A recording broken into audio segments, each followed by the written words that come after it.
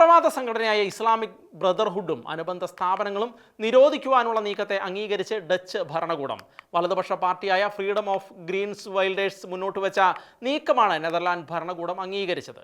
നെതർലാൻഡിൽ Islamic brotherhood സംഘടനയെ നിരോധിക്കുവാനുള്ള വലതുപക്ഷ പാർട്ടിയുടെ നീക്കത്തെ അംഗീകരിച്ച് ഡച്ച് പാർലമെന്റ്. ഇസ്ലാമിക് ബ്രദർഹുഡും അനുബന്ധ സ്ഥാപനങ്ങളും നെറ്റ്വർക്കുകളുമാണ് ഡച്ച് ഭരണകൂടം നിരോധിക്കുവാൻ നീക്കം നടത്തുന്നത്. മൈക്കിൾ ബോണും ഗ്രീറ്റ് വെൽഡേഴ്സും നേതൃത്വം നൽകുന്ന നെതർലാൻഡിലെ വലതുപക്ഷ ഫ്രീഡം പാർട്ടിയുടെ ആവശ്യമാണ് ഇസ്ലാമിക് ബ്രദർഹുഡ് നിരോധിക്കുവാനുള്ള തീരുമാനത്തിലേക്ക് എത്തി നിൽക്കുന്നത്. പാർലമെന്റിൽ നിർണായക ഭൂരിപക്ഷമായ 76 വോട്ടുകൾ നേടിയാണ് പാർലമെന്റ് ഫ്രീഡം പാർട്ടിയുടെ നിവേദനത്തിന് അംഗീകാരം നൽകിയത്.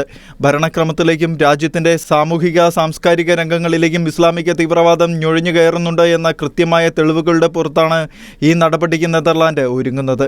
മാർച്ച് മാസത്തിൽ തന്നെ നെതർലാൻഡിലെ സിനഗോഗിലും യഹൂദ വിദ്യാലയത്തിലും ആക്രമണം നടന്നിരുന്നതും മറ്റ് പല ഭീഷണികളും ഇസ്ലാമിക നിയമമായ ശരിയ നിയമം വേണമെന്ന ആവശ്യവുമാണ് പാശ്ചാത്യ രാജ്യങ്ങളിലാകമാനം ഇസ്ലാമിക തീവ്രവാദ വിരുദ്ധ വികാരം പടർന്നു പിടിക്കുവാൻ കാരണം. International desk, Shehena news.